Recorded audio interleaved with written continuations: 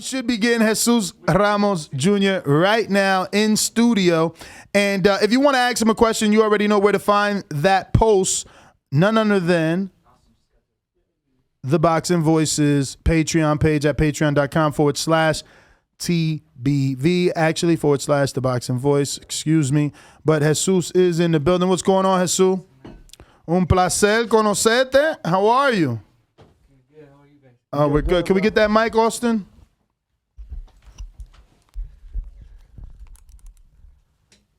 Man, you look very tall. How tall are you? I think I'm about 6 foot. Wow. Damn, they got you listed at 5'10". Wow. So you're still growing, though. Obviously, Yeah. so young, only 21. First thing I want to ask, saw you with the Larry Wade shirt on, so just talk to us about that relationship. Obviously, Coach Larry Wade, very respected in the sport of boxing with his strength and conditioning program. Are you guys working together? Have you guys been working together? Yeah, it's our first fight working with him, but yeah, we're working with him currently, and I feel great, man. I feel like he's a good addition to the team, and so far so good. Why him? Because I know you've spent some time in Crawford's camp, right? Yeah. So why no one from Crawford's gym? What drew you to Coach Larry Wade? You know, we had heard good things about him, and you know, it's always good to learn. They have different styles, and they add different things to my training. So it's always good to learn. It's always good to keep an open mind and keep growing. Anyone specifically you seen him working with that you was like, man, he got Sean Porter like that. I want to work with him because of that, or was it just coincidence? It was actually Sean Porter. You know, Oh. I like the way he always had the energy to throw a lot of punches. I feel like once you're in that big stage, that's kind of what you need. Throw a lot of punches, excite the fans when you're in there live with them. So that's kind of why we brought him in. It's interesting you say that. I spoke to Porter and his father, and I asked them, do they both think we'll ever see another style like Sean Porter? You moving back down to welterweight, obviously. Well, training. are you the fight with Luke Santamaria? Is that at 47 or 54? Because your last 3 fights have been at 54. It's at 54. Okay. 54. What? Yeah. Yo, they be doing Luke dirty. Damn. He's moving up to fight you? Yeah, I mean, it wasn't the first name that was thrown at us. We had other names, and then they said Luke Santamaria. I don't know I'm not sure if he wanted to fight me or how that worked, but we took the fight, man. Holy smokes. That's going to be a good fight. I don't know. That's Luke's first fight at 54, It's not his bro. first fight. No? No, earlier in his career. Mexico? Come on. I mean, a couple years ago, it's not like it's been like, since his pro debut. I mean, just a few years ago. Okay. Like, I want he to say fought- 2018 or 19. I He think he fought fought at Devin 54. Alexander at 54, wasn't it? Oh, really? No, think that. so. Well, yes. He weighed in 49, but Devin did come in at 54. So yes, you are correct, actually. So have you seen his fights? Santamaria? Yeah. I mean, obviously you watch Yeah. Abel Ramos, huh? Yeah, but before the Javier Molina fight, he was a name that was thrown at me as well. Really? But Javier Molina was, we felt like the better competition, so we took Javier Molina. How excited are you though? I mean, another pay-per-view. We just saw you in February on the Keith Thurman card. Obviously, you got your spotlight and your time to shine then, and now being able to do so again on Gervonta's undercard next month in Brooklyn must be exciting for you. Yeah, man. Of course, PBC. I want to thank all of them. They're pushing me and putting me in these big cards. I like that. And for this fight, it means it's more, because he beat my uncle, so it means more to me, and I'm training extra hard for that one. Now, obviously, he's coming off that victory of your uncle. A lot of people are anticipating and looking forward to this Gervonta card. Do you think that not just are you getting that revenge, but you're getting it probably on the biggest stage you've ever fought on? I do believe so. I think it is going to be a big stage. It's going to be a big card, and yeah, it's something good to get revenge. Now, unless I missed something, but I haven't seen like an official announcement. So is your fight, is that co-main event? I'm not sure. I don't think so. I think I'll be part of the pay-per-view, but not co-main. Okay. I just, we haven't seen an official announcement. Just curious to see. This will be your first time fighting in the Barclays Center in New York, right? First time, yeah. Are you time. excited? Have you ever been to the East? Yeah, I've been there, but just to visit, never to fight. So I'm really excited about that. Any plans on going out there sooner, or are you getting there fight week for acclimation? When are you planning on getting there? We'll most likely get there fight week. You know, Okay. we'll complete training camp here and get there fight week. So who's you're training in Las Vegas? In Las Vegas, yeah. nice? So who's your head trainer? My dad. Oh, okay. My dad's my head trainer, Okay. yeah. Obviously, I want to know about your time with Crawford, man, because, you know, that's the big hot fight right now, him and Earl Spence. So anything you can tell us? Did you get to spar him, or did you just work alongside that team? What exactly was your experience? Yeah, I actually spent a couple camps out there with them. You know, one in Omaha and another in Colorado Springs. And yeah, I got to spar with him. You know, like two or three camps with him. And you know, it was crazy. And just working alongside with him, you know, he had a different mindset, different mentality, just real strong in his mind. And yeah, it was real good. Real good work. When we speak to fighters who have worked alongside Bud Crawford and who are in camp with him, one thing that everybody talks about is his work ethic. What can you say about that? Because obviously you said his mentality is different. I'm curious as to how. Yeah, you know, exactly with his work ethic, you know, sometimes he wouldn't even be in camp, but he'd be in there working, getting in the strength and conditioning workouts, getting in his, you know, boxing rounds in. You know, he was always working. So yeah, I mean, his work ethic, his mindset, everything, you know, it's high. You know, it's at a higher level. Was it difficult for you to get off on him in sparring because of his IQ? I know Shakur, we had him in here the other day, and he talks about Bud's IQ. And, you know, just wondering, was it... I don't want you to say that it was easy either, you know what I mean? But you've been in there with world-class fighters. You know, what was your experience like with Bud? Yeah, man, of course, you know, he has a high ring IQ, you know, he knows what he's doing at all times. And it was hard. It was hard, but I learned a lot from that. And I think it's given me a lot of confidence, the fact that I've been in there with him. And, you know, I've carried that confidence ever since. What's your interpretation of what you've seen from Sean Porter versus Crawford right before the knockdowns? Because both came seconds before each other. Some believe Crawford was down on the cards. There's obviously the infamous video of him saying, "I'm down." How? Yeah. What did you think? Was he down on your scorecard? I know you're obviously a Sean Porter fan. Were you excited and did he do more than expected, or did you see, you know, that the tide was turning and Bud was coming on? I do think that he was doing more than what we expected out of him. You know, I feel like he was doing real good, and I don't feel like if he was down, I don't feel like he was down by a lot, but he was doing good, and but I knew Crawford was gonna turn it up on him, and once he did, you know, he got him out of there. Did you expect a knockout though? Like maybe you never told anyone, but inside, did you be like, Crawford's gonna stop him? Nah, I didn't never expect that. You know, I know Sean Porter's tough, so I never expected a knockout from Crawford. Have you ever sparred Sean? I've never sparred Sean Porter. No, I never sparred him. Would you say Terence is the most difficult sparring you've had? Him and Lara, Erislandy Lara.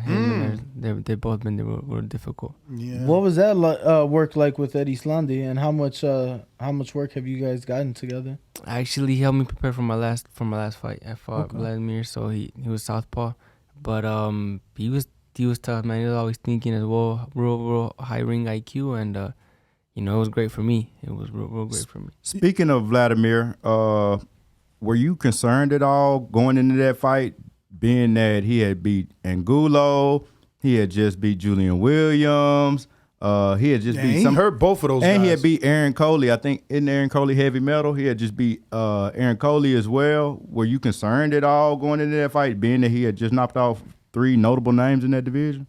I wasn't concerned because of the work that I had done. You knew you were ready. Yeah, I knew I was ready, but I mean, everybody was telling me, you know, that this is gonna be a tough fight, my toughest fight, that this guy comes to fight and he won't back down. So I got ready for that, you know, and it motivated me to get ready. How long you been boxing? Me, being that your uncle is a professional boxer, if I'm not mistaken, your dad's your trainer. I looked at your amateur record and I just didn't see a lot of fights there, so I was wondering, like, how long had you been boxing? Yeah, you know, my first amateur fight was when I was 10, but I was in the gym when I was 5, 6, just training, and then my first amateur fight at 10, but I didn't do a lot of amateur fights. I got to a point where I was just sparring professional fighters and learning from them. So you damn near a natural pro. That's that David Benavidez story. Yeah, dude. So we got a couple of questions from the people. Young Tigre in San Antonio that says, any suggestions to get casuals to watch Terence Crawford more so he can build his name up? Well, with Terence, he's kind of the guy that, a lot of people know of him because he is so good. We as boxing fans, we know he is so good, so we kind of push him out there. But he himself, he's kind of more of just, he's kind of in his own world, he's in the boxing world. So that'll be tough, but I feel like if he fights Spence, that'll get everyone to watch Crawford, and if he beats Spence, I think that'll be kind of his coming out party to all the casual fans. No, absolutely. That's going to be a huge fight. So how do you expect that fight to go, especially after what we just saw from Earl last weekend? There was a lot of questions, at least from the public. He's like, I didn't have any questions. But how do you expect that fight to go after what you just saw from Earl against Ugas? I think that's going to be a great fight, man. I can't pick a winner because before the Ugas fight, I had Crawford, but I went there live and watched Spence, and he looked real good, man. He looked real good. And you could tell, it kind of got close, and then he started stepping it up. He upped the pace, and he got him out of there. So, I don't know, man. It's going to be a dogfight. I can't wait for that one. When you sparred Lara, it was in Salah's gym? Yeah, inside. So you already had a relationship with Ugas, or no? You never got to meet him? Yeah. I got to meet him. He had found my uncle, so we got to meet him in the bubble as well. And he was a real good guy, and I was actually rooting for him for this fight. And yeah, man, it was tough. How is it for you watching your uncle fight? Is it difficult, or is it like that's just his job and you're cool with it? Nah, it is difficult. It's more difficult than me going up there and fight. That's my family, so I get real nervous. It's the same thing with my little brother, man. Whenever he's fighting, I get real nervous. What's his name? Jonathan Ramos. How old is he? He's only 15, man, but he's looking real good. He coming. I see you got the what the cup say there? That's my logo right there. Okay, I like it. Can we? Can we show the camera, Austin? There you go. Boom, right there. And what you right got in there? Because camera. I feel like I see like Avena or something. Like, nah, it's coffee. We got coffee. coffee. Yeah. Coffee, cool. Yeah. Appreciate it. I got Dual Ingram in Compton. It says, you're a few inches taller than Canelo. Can you imagine yourself challenging yourself at a cruiserweight in the future, or is Canelo just special? I think Canelo is special, but I feel like at one point I will get up to that point. To cruiserweight. I keep growing, man. And I feel like 54. Right now I feel good at 54, but I think I'm young, and I think I'll have a chance to grow later on. Now, you mentioned your brother, obviously 15, still amateur, but what can you tell us about him? And, for you to get nervous, obviously you see something special in him because, he's doing what he's doing, comes out of this boxing family. Just what can you tell us about your brother? Yeah, man, he's talented. He's got a lot of talent. He looks at me and everything I do, he does. He'll try to fight like me, and he's got it down, and he's real good. He's like I said, he's real talented. He needs a little more discipline. So this weekend we're bringing him into camp and getting him ready. But he's gonna be good, man. He's gonna be real good. But I don't know why, man. I just get real nervous when he fights. He just fought this past weekend. We held the amateur event in Casa Grande, and we put him on, and it was crazy, man. But I was real nervous. Shout out to you guys. So you're holding your own amateur events? He won. Yeah. We are. The boxing club, or your dad, who's in charge, or leading up this venture? It was me and my dad, but the whole boxing gym helped. We wanted to bring something in Casa Grande for the community, something positive, and we thought about making an amateur show. And we have a couple amateur fighters at our gym, so we put them on, and we had Phoenix fighters, Tucson fighters. They all came down and fought. So with your very little amateur experience and your brother being in the position he's in now, what advice are you giving him, right? Because obviously, you've been through it now, and I'm sure your uncle was able to give you advice that you took, and now you're able to do the same for your brother. So what type of advice are you giving him? I always tell him, to work hard right now, but don't fit in too much to the amateur style, because at the end of the day, he wants to go pro. And I feel like that's the hardest transition for a boxer, from the amateur to a professional. And for me and my uncle, it was kind of easy because we always had that professional style in the amateurs, and which is why I didn't have much amateur experience because I always had that pro style. But that's kind of what we're implementing in him. You know, when they see him fight, they always tell him, you know, you're like a professional boxer. What weight is your brother? What weight? Right now he's at 154. He's a big guy, man. And then is your dad his trainer as well? Yeah, his trainer. Shout out How, Pops. how tall is your brother? He's almost as tall as me, man. He's a little bigger though. And he's only 15. He's only 15. So you think he'll be a bigger by the time he turns pro? You think he'll be bigger than what you are now? Yeah, huh? way bigger. Yeah. Are the Benavidez's considered Phoenix guys? Yeah, they are. You know, they don't live there anymore, but they moved to yeah. Seattle. Yeah, How far is Casa Grande from Phoenix? it's about 45 minutes. 45. So it's right around It's the corner. right around the corner. So did you have experiences with them in the Phoenix area before they moved, or no? Yeah, I never got to spar them or anything, but my uncle, he would spar Junior a lot. We would go up there and they'd spar, or they'd come down to Casa Grande and spar my uncle. So yeah, you know, they had a relationship. My uncle fought him a couple of times in the amateurs as well. And any inspiration that you would pull from them, like seeing the I guess the success of Jose and then David, did that motivate you being from the same state, or no? Yeah, you had your own motivation with your family. Of course, no, but those were boxers that we used to look up to. You know, we saw how, you know, Junior got signed. He was real young, and then how David, you know, he comes in with no amateur experience and does what he does. You know, so we were motivated by all of that. So, you know, shout out to them. Obviously, still very young, only 21, but you know, you're having so much success so young. The last fight was for a regional belt. I mean, you want to be itching for that world title opportunity. How far away do you think you are from that opportunity? Still young. I mean, yeah, I feel like I'm still young. I feel like I have more room to grow, but hopefully I'm not too far out, man. You know, I've been working hard and taking tough fights. You know, I don't think Vladimir was a easy fight, but we took him because we wanted to get that experience and get that recognition. You know, that we're fighting tough fighters, and we're gonna be ready pretty soon. If you had it your way, though, to give Danny more definitive answer, how many fights you think you're far away from a title shot? 3, 4, 6?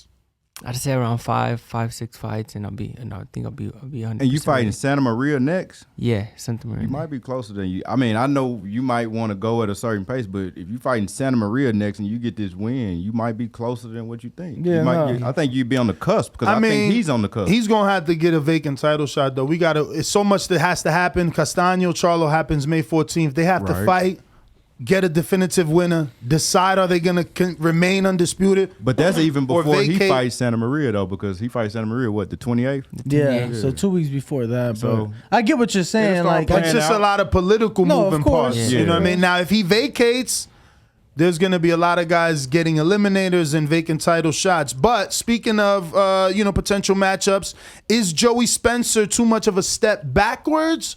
Or how do you feel about that fight? He is with PBC. You smiling, so they must have offered it to you already. No, they didn't offer it, but you know, I mean, I don't want to disrespect anybody, you know, but yeah, sparred? I feel like no, but I feel He like ain't on your level. But yeah, I feel like, I mean, we're taking tougher fights, you know. I feel like it kind of would be a step back at this moment right now. Understandable for sure. I think you have the better resume too, so it's not like it's not like you're taking a shot. Justin Gonzalez in Wisconsin says, "What do y'all do in camp to keep it fun and stay focused?" You know what? It's me, my dad, and we have a friend, you know, who works with us. You know, he'll be in camp. He'll work as, you know, my cook. Sometimes help my dad, and he's real funny. He's a real funny guy. So we like to bring him out. We'll tease him. He'll tease us. You know, and but other than that, man, it's just concentration. You know, we're No cards, concentrating. no dominoes, no video games, chess. We'll play video games, but mainly on the weekends. You know, during the week we don't have time, man. Not So even it's on the week. That's Nah. nice. I like just- to hear yeah. that. Because, you know, look, we were just in Shakur's. Even so at night, it's like, I don't know, 9, 10 at night, he's playing cards.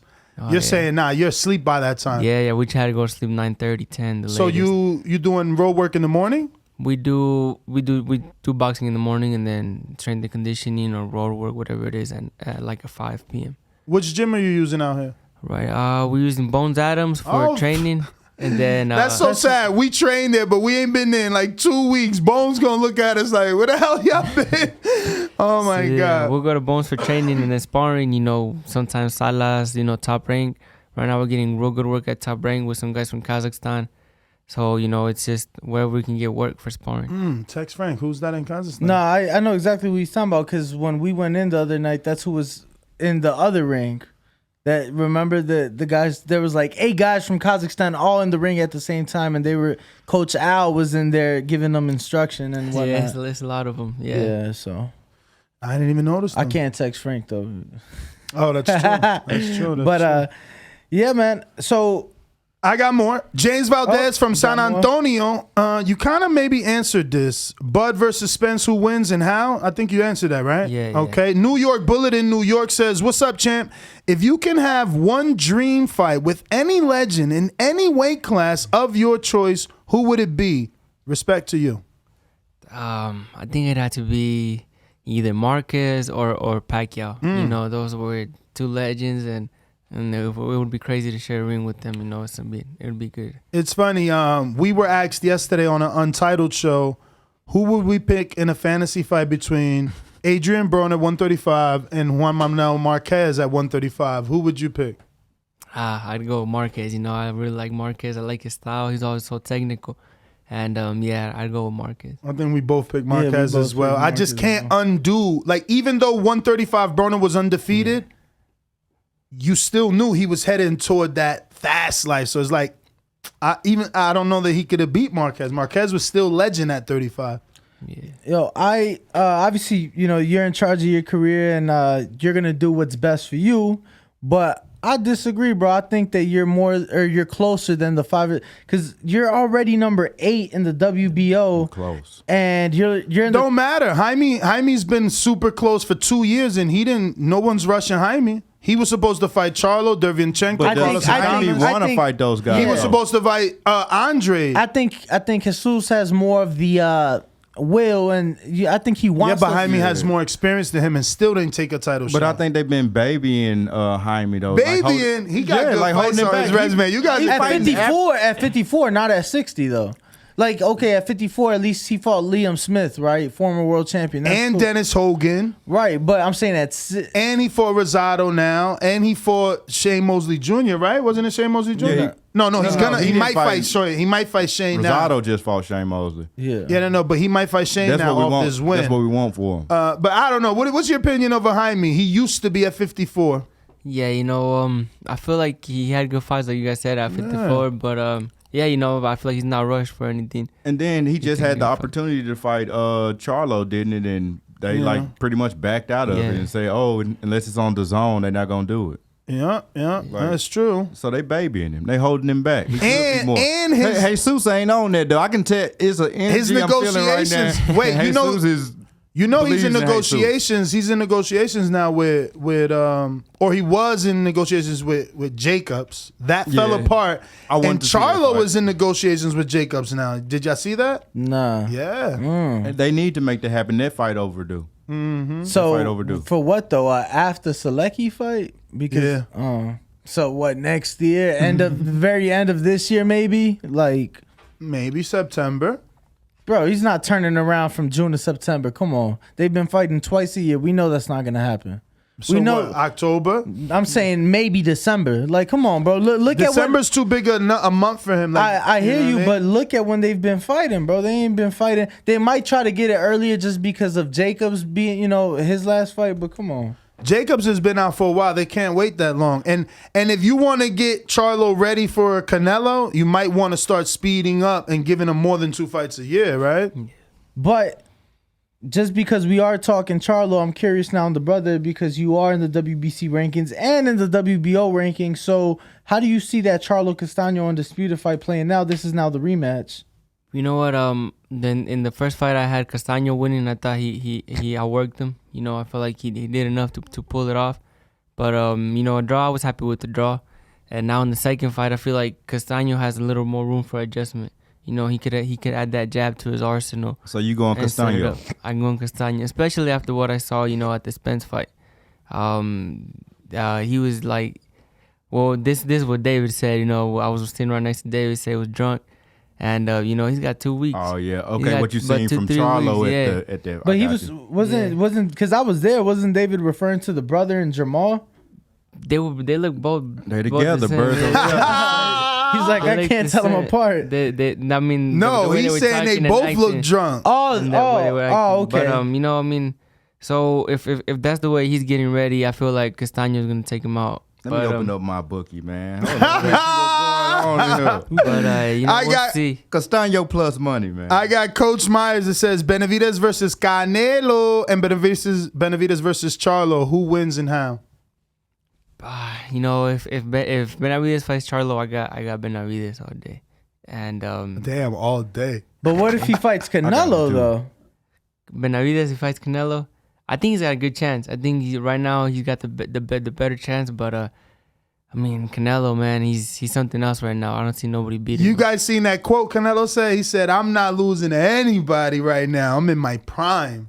And then he got a lot to chew off coming soon against Bivol. And he I do. think that fight gonna be a little bit tougher than. I mean, maybe it's he going to be a even boxing match, but he's still going to win because Bivol's never going to be as active as Canelo. So he'll still be outworked every round, even in a boxing You think match. Canelo? What you said? You think Canelo gonna be throw more punches than Bivol? Yeah, Canelo that don't jab throw going punches the first four that jab rounds. going to get slipped. Look, he's going to see that jab. Whoop, left hook to the body. Bang, bang. I think that slow start might hurt him, bro. We'll see. What do you think? I almost want to pick Bivol. I do think Bivol's gonna be a tough fight. You know, I feel like a lot of people are counting him out too easy, but I still don't see Canelo losing. So That's right. so the question was regarding Charlo and Benavidez, but who do you think does give Canelo the toughest matchup? And I feel you got to consider anybody from cruiserweight down because they've even entertained cruiserweight, right? So who do you think right now?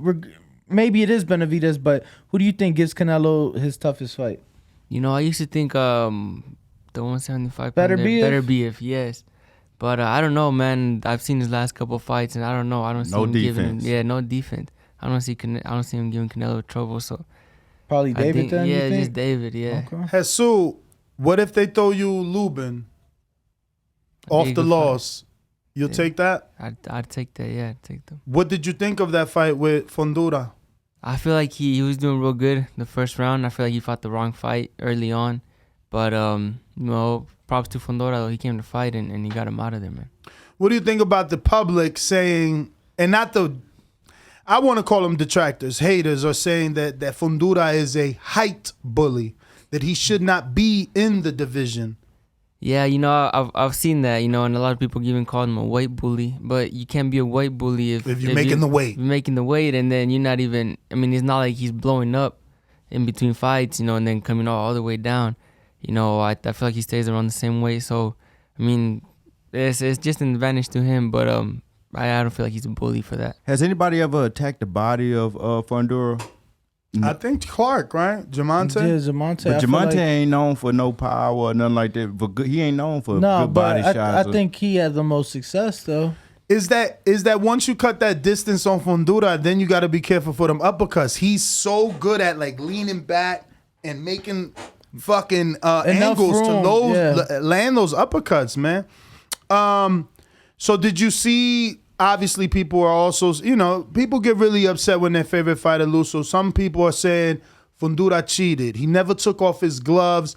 Look at Lubin's face. He never did that to anyone's face. What do you say to things like that, where a guy doesn't normally have power, but all of a sudden he disfigures someone's face, like Earl did to Ugas? Yeah, you know, sometimes when like you have tougher fights like that, you get ready. You know, you go through harder training camps. You even get a lot stronger, and he's pretty young. I think he could develop more power. So maybe that's what he did. You know, I don't feel like he cheated, and I would never call him a cheater. So, you know, I would say that was the case. You know, he took training camp a lot more serious, and he got a lot stronger. Now, you said you would take the Lubin fight off the loss. No shame if you don't take the Fondura fight off the win, but would you, if they offered it to you after Luke, would you take Fondura off the win? we're here to fight the best, and I feel like we would take that fight if it was offered to us. We would take it, and we would get ready to the best of our ability. I doubt it happens though. He's waiting for that eliminator. He's in position, so he would be considering you Joey Spencer the way you're looking at Joey Spencer. I don't think that he'll look back unless they pay him handsomely to do so.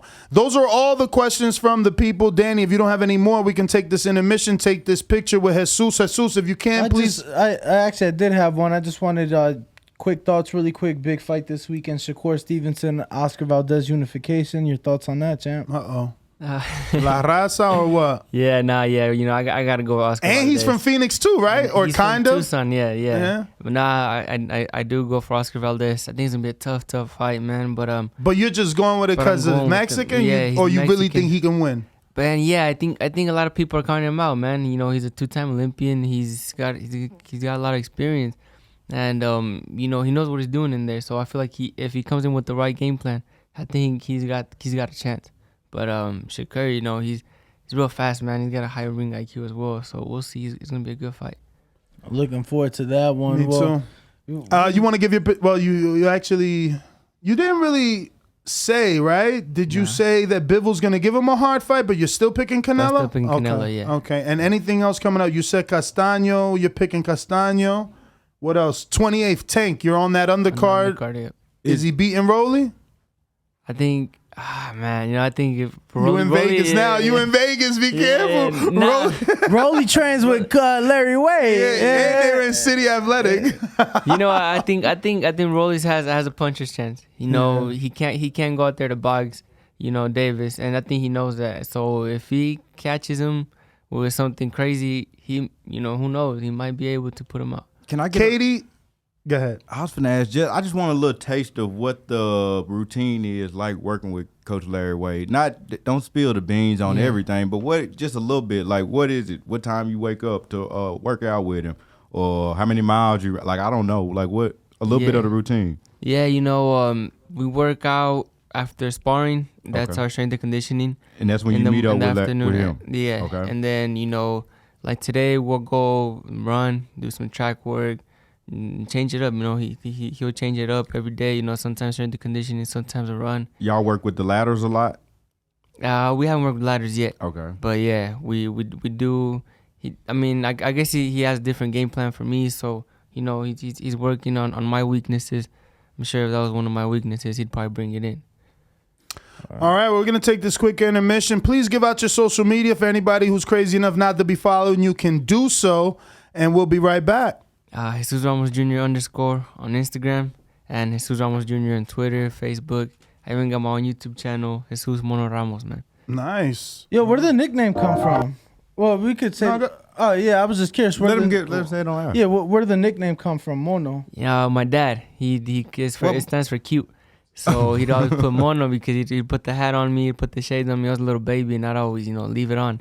So call me Mono. Is he the trainer for Abel as well? Yeah. Wait a minute. Shout out I'm your Caribbean. Pops, shout out your pops. I'm Dominican, so say that word again. Mono. Mono for us means monkey. Yeah. So for us means like doll, but see, doll, like a doll. Yeah, exactly. like a So little doll, like un monito. doll. Yeah, like a cute wow. un monito. Like it's a cute little doll and shit. Okay. So like me being Mexican, like that's the way we would use it growing up. But I was curious, because it is being used in different ways, and I was just curious how you got it. We see some. That's the first time I've seen that nickname personally. So I don't know if any other fighter. I haven't even seen. Do they use it on the live broadcast? Yeah, it'll be Mono, yeah. Oh, okay. I haven't noticed them say it. But we'll be back after these quick. The video, feel free to hit the like, subscribe, and share. As always, if you want to support us to the next level, head over to the patreon.com/ThaBoxingVoice. We have tons of exclusive from Border Wars, from Title, betting shows, the list goes on and on and on. But in addition to that, if you guys have questions for fighters, trainers, and promoters, this is where you can submit them. We will run out, get these questions answered, and put it back on the show just for you guys. Appreciate it. Peace.